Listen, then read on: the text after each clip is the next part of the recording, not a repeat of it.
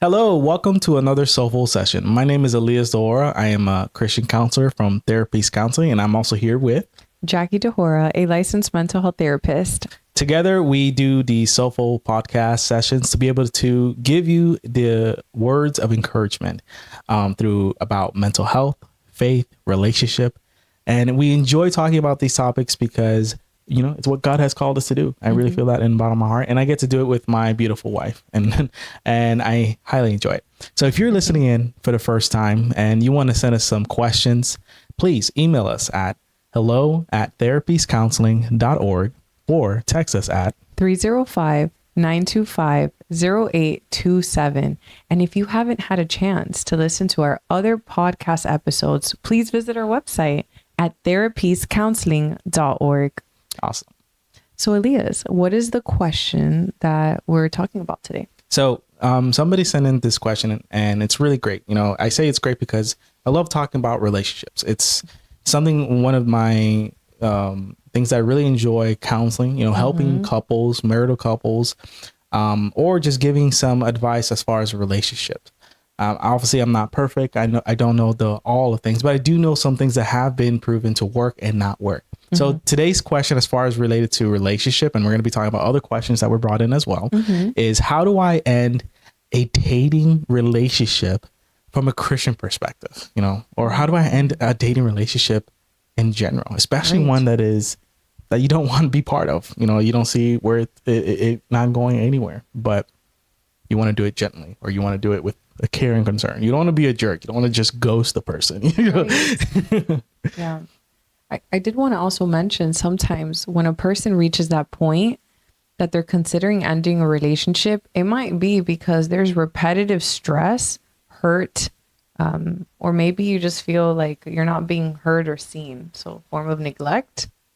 And of course, we always encourage in our counseling sessions to communicate, right? Communicate your needs and your wants and set boundaries. But obviously, if you've tried that and you feel like, well, this person isn't hearing me, they're not listening, or, there's just a lot of toxicity happening in the relationship and they're unwilling to go to counseling themselves, then we understand why you've come to that decision to want to end the relationship. Yeah. Especially when he's talked about the part of neglect. And you probably think, like, how does that even look like with two grown adults in a relationship? It's not like as if you're neglecting a child. Or, Right. That's where majority of the time we use that word. But neglect in a relationship could look like that you're ignoring the person, even when they're right next to you, where you are always taking it out on that person rather than, handling your own emotions. You're always being reactive to things rather than be responsive. So if you're in that type of relationship, where you see that the other person is not even basically has that motto. I brought this up before, which is it is what it is. I am who I am. Honestly, that is a red flag. It means that they're not willing to work on themselves, to better themselves, to be with you. So that's something that's an area of concern. As well as you mentioned when we were preparing for this, that I love how you said, people are going to remember how you make them feel. They may not remember what you said or what you did, but they're going to remember how you feel. So that's a huge thing, especially with relationships. Right. Yeah. Sometimes also what leads a person to want to consider, leaving or ending a relationship as well is feeling invisible. Like, maybe they have already communicated what they want in the relationship or what they need, but the other person is making no effort to even try to change. Sometimes as well, it's being pressured to do things that you feel just very uncomfortable doing. And other times it can even be connected to your values and your relationship with God. So if you feel convicted, let's say, to not want to do something, the other person is pressuring you, then there's a lack of respect for boundaries. Yes. Especially when you're in the relationship and then it makes you feel stressed all the time. It makes you're worried all the time.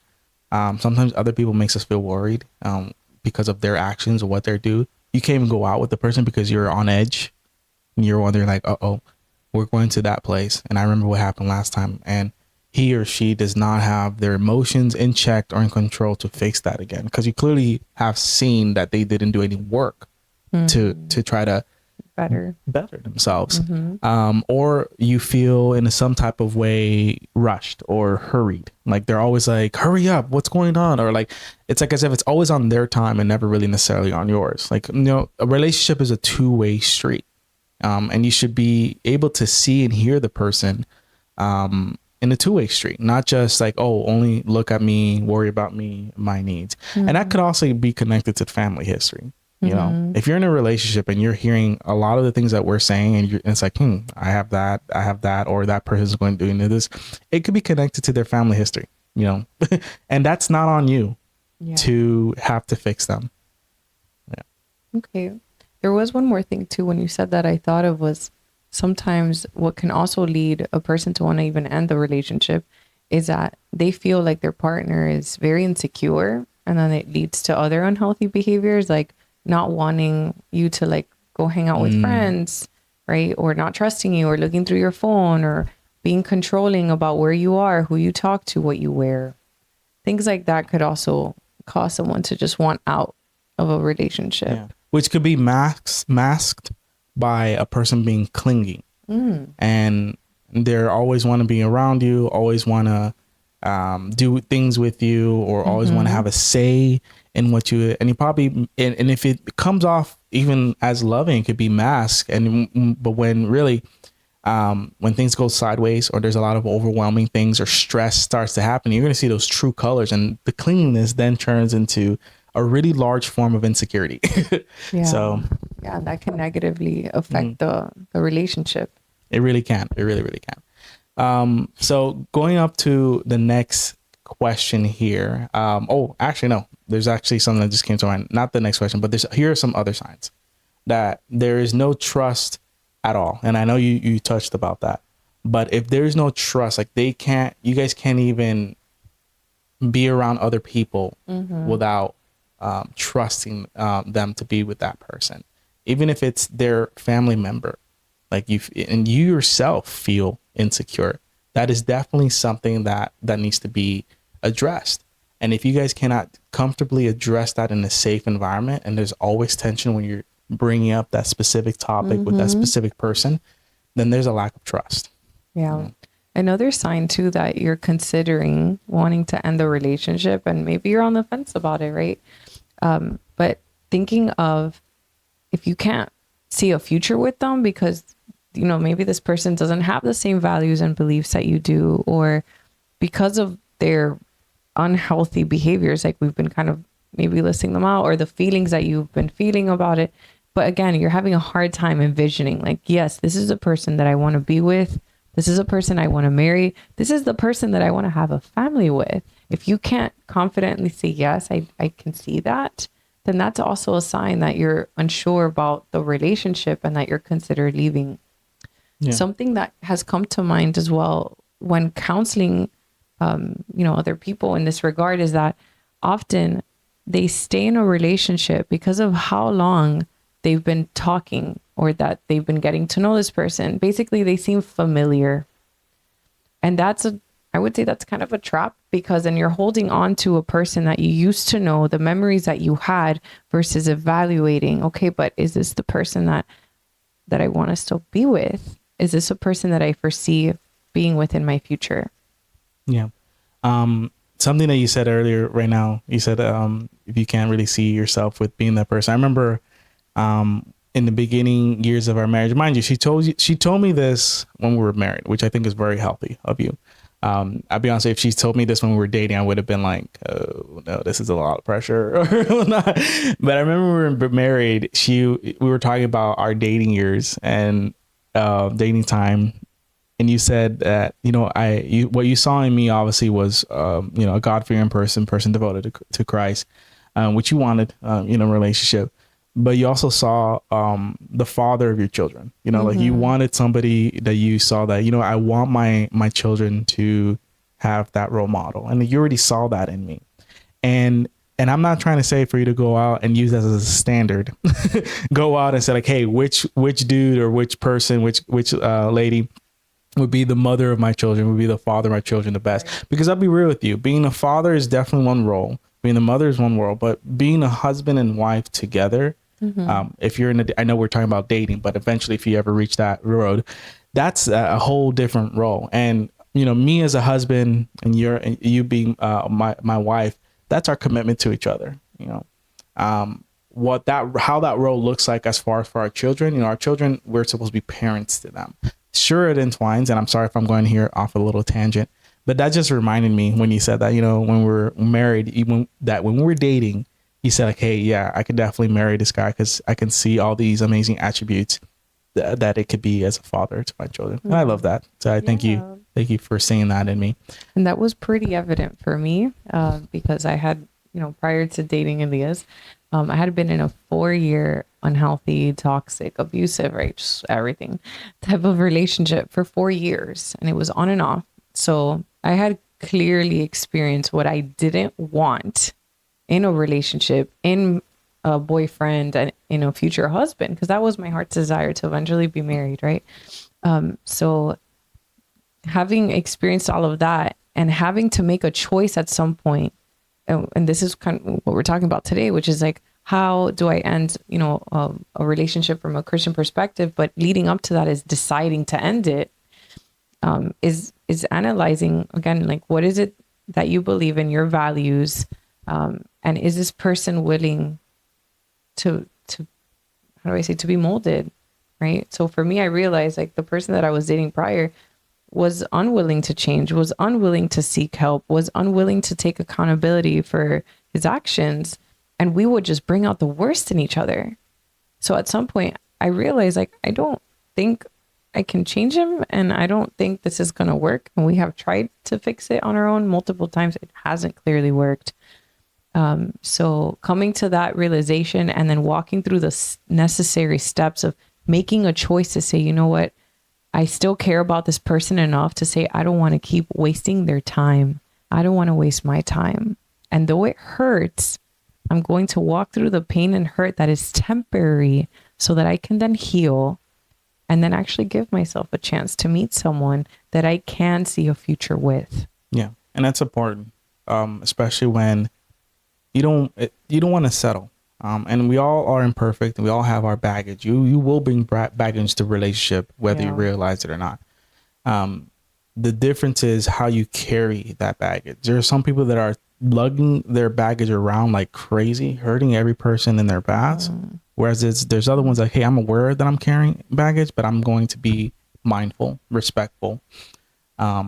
And I'm going to seek wise counsel. So if you're trying to end a relationship and you don't know what to do, how to do it, another tip here is seek wisdom from a godly friend or mentor. Don't use the media or social media as a guide for you, what you should do as far as relationship. Talk to somebody, seek godly counsel. And that's very, very, very important. Another reason why you should end a relationship is that there's honestly ongoing abuse, whether it's physical, verbal, emotional, and unfortunately sometimes sexual. And sometimes you're probably thinking like when a person is under abuse, they obviously know. Well, no, sometimes there's just a lot of manipulation that goes into it and unhealthy power dynamics, meaning like one person is more of a position of power, of influence, the other person isn't. So yeah, there's just a lot of different things that can come into play. But when you mentioned that, I definitely thought of manipulation and coercion too, where it's like, there's a lot of convincing that goes on. Like, no, like it's okay if we do this, even though you're uncomfortable with it, or minimizing. Like if you're clearly saying like, hey, I don't feel comfortable. Hey, it's not a big deal. It's going to be okay. So yeah, I'm here for you. Don't you know I've taken care of you in the past? You know, and that could be in any way financially, you know, physically, sexually, especially if they're abusing, like taking money from you and like, hey, I'm in a bind again. I need trouble. Hey, can you help me out a little bit? And and what's unfortunate is that it is okay to have a care and concern over somebody's life and not still want to be in a relationship with them and not still necessarily love them. So you got to know your value and your worth, and you got to know what true love looks like. That's very important. That's probably, if you're hearing this and you're probably really, really listening to this and you don't know how to end a relationship, it's probably because you probably maybe dated that person for a really long time. You guys were friends before. You guys in a different season always looked out for each other. So now there's this a lot of these deposits. It's a history. You know, a history. When you said friends before, I also thought sometimes, the person that you're considering also ending the relationship is your current best friend. So now we're talking about, having to expand your support system, like make friends elsewhere so that when, you do decide that you're like, okay, this is unhealthy, this is not going to work, you're walking away from that relationship, but you've already made an effort to try to seek friendship elsewhere so that you don't feel completely alone. Yeah, you don't have to drop the floor immediately up from underneath you. You're allowed to start seeking that community support. I'm not saying start dating somebody else. That's wrong. That's not what we're saying. With same sex, female to female, male and male, like, hanging out with them. So that way there's no suspicion. But then at least you can even evaluate. You can even weigh. Okay, I am definitely way more comfortable ending this relationship because I realized the reason that was keeping me in this relationship was my security and attachment to you. Man, that's so important to recognize. It is. Yeah, definitely is. Reminds me of a proverb, chapter 4, verse 23, that says, "Keep your heart with all vigilance, for from it flow the springs of life." And this proverb is basically advising us to protect our heart, that we have to take careful consideration in the relationships that we invest in, the people that we seek counsel from, or the people that we the people that we tell about what's going on in our life. So I encourage you to seek peace, respect, and love in your relationships. And that can come from valuing yourself, from knowing your self-worth. Ask God when you're talking to him for wisdom, for clarity in your decision making, and trust that he will give you direction as you continue to surrender it back to him. It's awesome. It's awesome. That was a very good question. So here's another question, and this might be a quick one. More, if you want us to expand on it, please let us know. But the question I was sent is, how do I meet new people? What are some tips for meeting new people? And let me tell you, that could be answered so differently for an extrovert person to an introverted person. So we're going to do our best to try to keep it general. Yeah. So you prepare conversations, especially if you're a planner, and that's what kind of causes you to the anxiety portion of meeting new people. It's unplanned and you don't know what to expect. Well, you can plan out. You prepare comfortable conversation topics, ask about their job, their college, their major, what they're studying, what church they go to, their favorite TV shows, books, and hobbies. And let me tell you, as counselor, we have definitely a gifting of getting information out of people. But when it comes to meeting a person on the street, we are sometimes caught off guard. It's the small talk. It's the small talk that gets me, because I'm ready to jump in deep. And then I'm we actually have to make sure we don't go too deep. And then it's like, wow, that person was not expecting that type of conversation. But for somebody that is not used to having conversation as a form of career, I actually have this really cool solution. Get the person talking about themselves. That one keeps you in a position of just listening. You don't really have to put much into effort of talking. That's a key right there. But you get them, like you ask them like, hey, how's your day been going? And you can then probe a little bit on the specifics. Like here, we'll even role play a little bit so you guys can see that. So if I'm meeting here Jackie for the first time, hello, Jackie. Nice to meet you. My name is Eli. How's your day been going? It's been going pretty well. How's yours? It's been going good. Is there anything that stood out to you in your day? Well, I noticed that there was more sunshine today, which is nice because I actually like the warm weather. I'm still kind of getting used to this cold Tennessee Okay. weather. So then I'm gonna pause right there. So by her saying weather, sun, I want you to associate some things, and you can just expand from those things. And you can say, for example, let's go back here.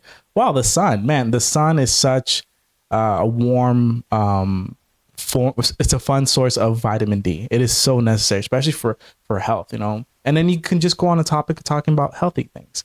Or you can say like, man, I miss the sun. The last time I went on the seen the sun so bright and warm was when I went on this trip. And then you get to talk about your trip.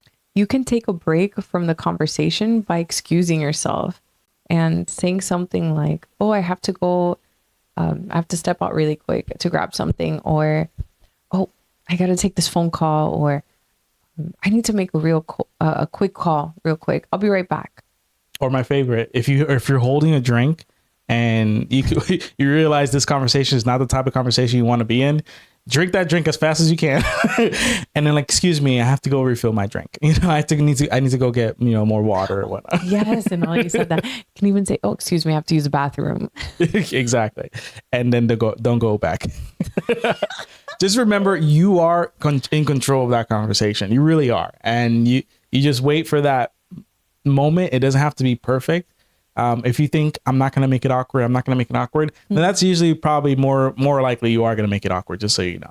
So I just want to say, in the sense of like the movies Penguins of Madagascar, just smile and wave, boy. Well, you just smile and wave and say goodbye, So stay calm, smile, and then just move on with your life, and also it's not worrying about what other people are thinking about you. Yes. And if you have kids, you can use it as an excuse too. Like, oh, I have to get the kids to bed, or, oh, so-and-so is ready for a nap. Excuse me.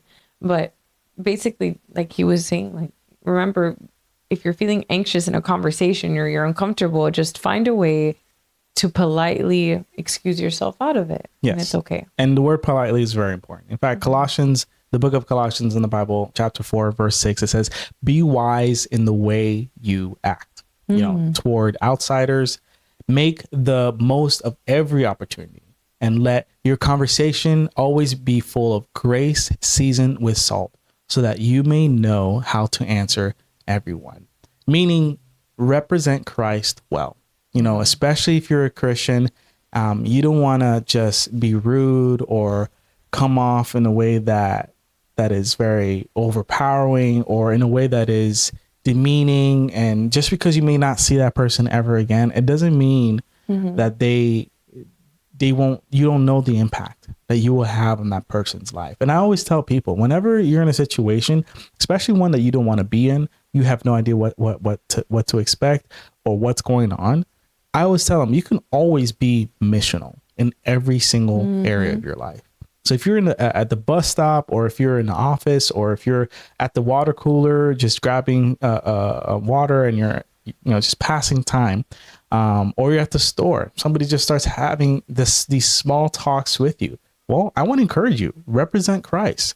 Be respectful, be polite, and represent Christ well. Okay.